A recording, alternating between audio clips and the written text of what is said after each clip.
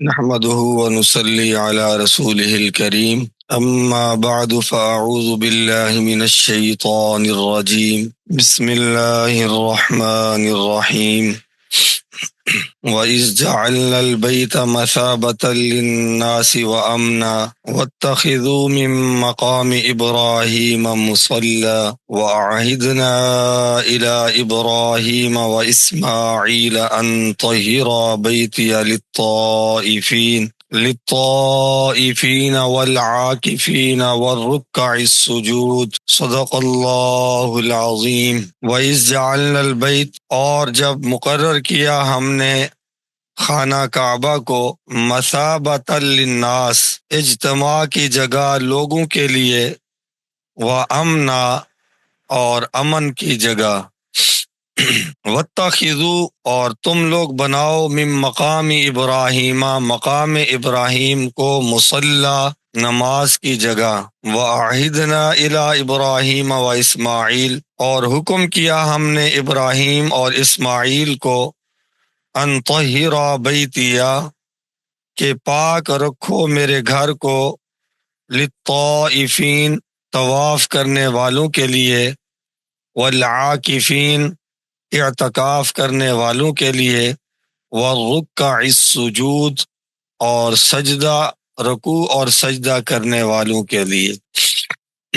محترم سامعین، کل ہم نے حضرت سیدنا ابراہیم علیہ السلام کے متعلق یہ بات پڑھی تھی کہ اللہ تعالیٰ نے آپ سے بہت زیادہ امتحانات لیے، اور امتحان کا مقصد یہ نہ تھا کہ اللہ تعالیٰ کو ان کے بارے میں علم نہیں تھا، ایسی بات نہیں، بلکہ اللہ تعالیٰ لوگوں کو حضرت ابراہیم علیہ السلام کی سیرت سے آشنا کرنا چاہتے تھے، اور لوگوں کو بتانا چاہتے تھے کہ حضرت ابراہیم علیہ السلام کتنے عظیم و شان پیغمبر ہیں. کل کچھ امتحانات کا تذکرہ ہوا، اور ساتھ میں نے عرض کیا کہ بہت سارے مفسرین فرماتے ہیں کہ اللہ تعالی نے 30 چیزوں کے متعلق حضرت ابراہیم علیہ السلام کا امتحان لیا، اور حضرت ابراہیم علیہ السلام نے ان تمام چیزوں کا پورا حق ادا کیا،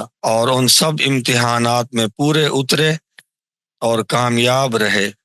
تفسیر ابن کثیر جو بڑی معروف تفسیر ہے، اس میں یہ بات ہے حضرت عبداللہ بن عباس رضی اللہ عنہما سے، وہ فرماتے ہیں کہ پورا اسلام 30 حصوں میں دائر ہے، جن میں سے 10 سورۃ برات میں ہیں، 10 سورہ احزاب میں، اور 10 سورہ مؤمنون میں، اور انہی 30 چیزوں میں حضرت ابراہیم علیہ السلام کا امتحان ہوا.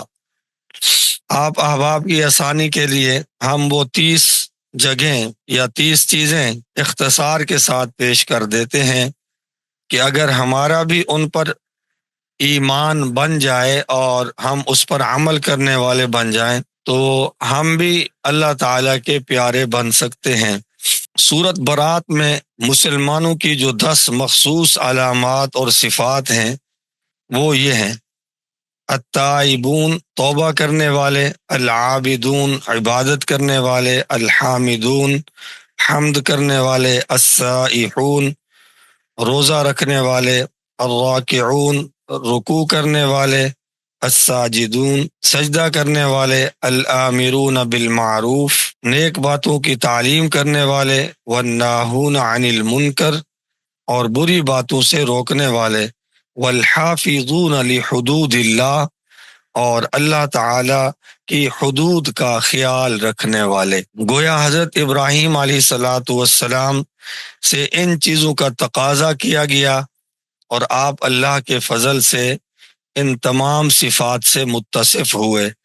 آپ تائب بھی ہیں، عابد بھی ہیں، حامد بھی ہیں، صائم بھی ہیں، رکوع سجدہ کرنے والے بھی ہیں، نیک باتوں کی تعلیم اور برائیوں سے روکنے والے بھی ہیں، اور اللہ کی حدود کی حفاظت کرنے والے بھی ہیں. تو یہ ابراہیم علیہ السلام سے تقاضا ہوا، لیکن اللہ تعالیٰ نے قرآن مجید میں پوری امت مسلمہ سے بھی انہی چیزوں سے تقاضا کیا ہے، چونکہ ہم بھی ملت ابراہیم پر ہیں. سورۃ مؤمنون میں جو 10 صفات ہیں وہ یہ ہیں: قد افلح المؤمنون الذین هم فی صلاتهم خاشعون، نمازوں میں خشوع خضوع کرنے والے۔ تو گویا ابراہیم علیہ الصلاۃ والسلام نماز میں خشوع خضوع کرنے والے تھے۔ والذین هم عن اللغو معرضون، اور لغو باتوں سے دور رہنے والے۔ والذین هم للزکاة فاعلون، اور جو اپنے آپ کو پاک کرنے والے ہیں اور زکوٰۃ کی ادائیگی کرنے والے ہیں۔ والذین هم لفروجہم حافظون، اور جو اپنی شرم گاہوں کی حفاظت کرنے والے ہیں۔ والذین هم لاماناتہم وعہدہم راعون، اور جو اپنی امانتوں اور اپنے عہد کا خیال رکھنے والے ہیں۔ والذین هم علی صلواتہم یحافظون، جو اپنی نمازوں کی حفاظت کرنے والے ہیں۔ تو یہاں پر یہ 10 صفات اللہ تعالیٰ نے اہل ایمان کی گنوائی، اور حضرت ابراہیم علیہ الصلاۃ والسلام وہ سب سے پہلی شخصیت ہیں جنہوں نے ان پر عمل کر کے دکھایا۔ سورۃ احزاب میں اللہ تعالیٰ نے جو اہل ایمان کی 10 صفات بیان کی وہ یہ ہیں: ان المسلمین والمسلمات، یعنی مسلمان، مومن، قانتین ایمان لانے والے، صادقین سچے، صابرین صبر کرنے والے، خاشعین خشوع کرنے والے، والمتصدقین خیرات کرنے والے، والصائمین نماز پڑھنے والے، والحافظین فروجہم اپنی شرم گاہوں کی حفاظت کرنے والے، والذاکرین اور اللہ کا بہت زیادہ ذکر کرنے والے۔ تو یہ 30 چیزیں ہیں حضرت عبداللہ بن عباس کے بقول کہ یہی وہ صفات اور کلمات ہیں جن میں حضرت ابراہیم علیہ السلام کا امتحان لیا گیا، اور اللہ تعالیٰ نے خود نتیجہ بھی دیا، وَإِبْرَاهِيمَ الَّذِي وَفَّى، کہ ابراہیم علیہ الصلاۃ والسلام نے وفاؤں کا حق ادا کر دیا۔ وَإِذْ جَعَلْنَا الْبَيْتَ، حضرت ابراہیم علیہ الصلاۃ والسلام کے ذکر کا تسلسل جاری ہے۔ فرمایا کہ ہم نے بیت اللہ شریف کو بنایا مثابۃ للناس، لوگوں کی اجتماع کی جگہ۔ حضرت ابراہیم علیہ الصلاۃ والسلام کعبۃ اللہ کی تعمیر اور آبادی کا ذریعہ بنے۔ ویسے تو حضرت آدم علیہ الصلاۃ والسلام کے زمانے سے تعمیر ہوا، پھر نوح علیہ الصلاۃ والسلام کے زمانے میں بیت اللہ شریف کو نقصان پہنچا، اور پھر اللہ تعالیٰ نے اپنے گھر کو آباد کرنا چاہا تو حضرت سیدنا ابراہیم علیہ الصلاۃ والسلام اور آپ کے گھرانے کو وسیلہ بنایا۔ کل آپ لوگوں نے سنا کہ جناب ابراہیم علیہ الصلاۃ والسلام کو حکم ہوا اپنی اہلیہ اور بیٹے کو وہاں چھوڑ آئیں۔ تو یہ جو منصوبہ تھا اصل میں اللہ تعالیٰ کے گھر کی آبادی کا منصوبہ تھا۔ یہاں سے تشکیل بھی حضرت ابراہیم علیہ السلام کی یہی ہوئی تھی کہ اپنے بال بچوں کو لے جائیں، اور ہم نے اپنے گھر کو آباد کرنے کا ارادہ کر لیا ہے۔ لیکن جب وہاں پہنچے تو اللہ تعالیٰ نے ایک اور امتحان دیا کہ آپ ایسا کریں، آپ واپس چلے جائیں اور بچے یہیں پر رہیں۔ الغرض حضرت سیدہ ہاجرہ علیہ السلام اور حضرت اسماعیل علیہ السلام وہاں پر رہے، پھر زمزم کا چشمہ جاری ہوا، پھر لوگوں کا آنا جانا شروع ہو گیا، پھر اللہ کے فضل سے لوگ بہت سارے آباد ہو گئے۔ حضرت اسماعیل علیہ الصلاۃ والسلام بھی جوان ہو گئے، تو ایک مرتبہ ملنے گئے حضرت ابراہیم علیہ السلام۔ اللہ تعالیٰ نے فرمایا کہ ایسا کرو، تم دونوں باپ بیٹا میرے گھر کی آبادی کا سامان کرو۔ چنانچہ پھر باپ اور بیٹا دونوں نے مل کر بیت اللہ شریف کی وہ جو انہدام شدہ عمارت تھی اس پر کام کیا اور بیت اللہ شریف کو آباد کیا۔ ان آیات میں اور آنے والی آیات میں بیت اللہ شریف کی تعمیر کا ہی تذکرہ ہے۔ تو اللہ تعالیٰ نے فرمایا کہ ہم نے مقرر کیا خانہ کعبہ کو مثابہ، اجتماع کی جگہ لوگوں کے لیے۔ یہ مثابہ کیا ہوتا ہے اس کو تھوڑا سمجھ لیں۔ مثابہ کا مطلب ہوتا ہے وہ جگہ کہ لوگ بار بار اس کی طرف جانے اور لوٹنے کے آرزو مند رہیں، اور کسی آدمی کا اس کی زیارت سے کبھی دل نہ بھرے۔ چنانچہ آپ احباب جانتے ہیں جو لوگ اللہ کا گھر نہیں دیکھ سکے وہ بھی تڑپتے ہیں، اور جنہوں نے ایک مرتبہ اللہ تعالیٰ کا گھر دیکھ لیا ان کے شوق میں پہلے سے بھی زیادہ اضافہ ہو جاتا ہے۔ اسی کو مثابہ کہتے ہیں، بار بار لوٹنے کی جگہ۔ ایک دفعہ بندہ جائے پھر جانے کا جی چاہے، پھر جائے پھر جانے کو جی چاہے، اور دل کبھی بھی نہ بھرے۔ اس کو کہتے ہیں مثابۃ للناس۔ یہ اللہ تعالیٰ نے بیت اللہ شریف کو بڑی خصوصیت عطا فرمائی ہے، ورنہ دنیا کے بہتر سے بہتر مناظر ایک دو مرتبہ دیکھ لینے کے بعد دل بھر جاتا ہے، اور 5-7 مرتبہ دیکھنے کے بعد تو انہیں دیکھنے کا دھیان بھی نہیں آتا۔ لیکن اللہ تعالیٰ نے اپنے گھر کو پھر مکۃ المکرمہ کو مثابہ بنایا کہ ساری دنیا کے لوگ مسلمان اہل ایمان ان کا دل ہر وقت اللہ کے گھر کی طرف متوجہ ہوتا ہے۔ بعض علماء نے تو یہ فرمایا کہ قبول حج کی علامات میں سے ہے کہ وہاں سے آنے کے بعد پھر وہاں جانے کا شوق دل میں پائے۔ دوسرا فرمایا کہ وَأَمْنَا، ہم نے بیت اللہ شریف کو امن کی جگہ بنائی۔ تو اللہ تعالیٰ نے حرم پاک کو امن کی جگہ بنایا، یہاں پر ایک دوسرے سے لڑنا، قتل و قتال کرنا وہ حرام ہے۔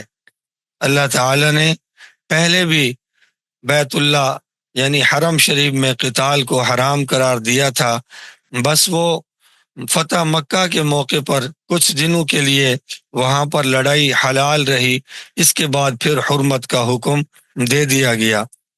حتیٰ کہ آپ احباب جانتے ہیں کہ جاہلیت والے لوگ کتنے ایک دوسرے پر ظلم کرتے تھے، چھوٹی چھوٹی بات پر لڑتے تھے، لیکن اگر انہیں اپنے باپ کا قاتل بھی حدود حرم میں مل جاتا تو انہیں کچھ نہیں کہتے تھے۔ اللہ تعالیٰ نے اس کو امن کی جگہ بنایا ہے، لہٰذا اگر کوئی قاتل حرم شریف میں چلا جائے تو اس کو نہیں مار سکتے جب تک کہ وہ واپس نہ آئے۔ اسی طرح اگر کوئی شخص حرم کے اندر کوئی ایسا جرم کرے کہ جس پر حد لگے تو پھر اس کو حد لگے گی، کیونکہ اس نے بیت اللہ شریف کی حرمت کو کیا کیا ہے، پامال کیا ہے۔ باہر سے کوئی آدمی جرم کر کے حرم میں جائے تو اس کو حرم پاک کے اندر تو حد کا نفاذ نہیں ہوگا، البتہ کوئی ایسا کام کریں گے جس سے وہ شخص حرم کو چھوڑے اور باہر آئے، اور پھر اس پر حد کیا ہو، جاری ہو۔ اس کے متعلق اللہ کیا فرماتے ہیں، ہم نے اس کو امن کی جگہ بنایا۔ وَاتَّخِذُوا، اللہ تعالیٰ نے حکم دیا لوگوں تم مقام ابراہیم کو مصلی نماز پڑھنے کی جگہ بناؤ۔ یہ اصل میں حضرت سیدنا عمر رضی اللہ تعالی عنہ کی خواہش پر اللہ تعالیٰ نے یہ حکم دیا۔ ایک مرتبہ حضرت عمر رضی اللہ تعالی عنہ نے نبی کریم صلی اللہ علیہ وسلم سے اپنی خواہش کا اظہار کیا کہ میرا دل چاہتا ہے مقام ابراہیم کے ساتھ 2 رکعت نماز پڑھی جائے، تو اللہ تعالیٰ نے یہ حکم دے دیا کہ کوئی بھی عمرہ کرتا ہے طواف کے بعد مقام ابراہیم پر 2 رکعت نماز پڑھنا اس کے لیے واجب قرار دیا گیا۔ اگر یہاں جگہ نہ ملے تو پھر حرم میں کسی بھی جگہ پر 2 رکعت نماز پڑھی جا سکتی ہے۔ مقام ابراہیم کیا ہے؟ مقام ابراہیم جیسا کہ آنے والی آیات میں تذکرہ ہوگا، یہ اللہ تعالیٰ نے آپ کے لیے پتھر کا انتظام فرمایا جب بیت اللہ شریف کی تعمیر آپ کر رہے تھے۔ یہ پتھر ایسا مطیع اور فرما بردار ہوا کہ اگر اوپر جانے کی حاجت ہوتی تو پتھر بلند ہو جاتا، اور اگر نیچے کام کرنا ہوتا تو پتھر سکڑ جاتا۔ اس پر حضرت ابراہیم علیہ السلام کے پاؤں مبارک کے نشانات بھی ہیں، تو یہ بیت اللہ شریف میں نصب ہے، اس کو مقام ابراہیم کہتے ہیں۔ تو اب یہ حکم ہے طواف کے بعد 2 رکعت نفل وہ مقام ابراہیم پر ادا کیے جائیں۔ وَأَعِدْنَا إِلَىٰ ابراہیم، اللہ فرماتے ہیں ہم نے حکم کیا ابراہیم اور اسماعیل کو کیا؟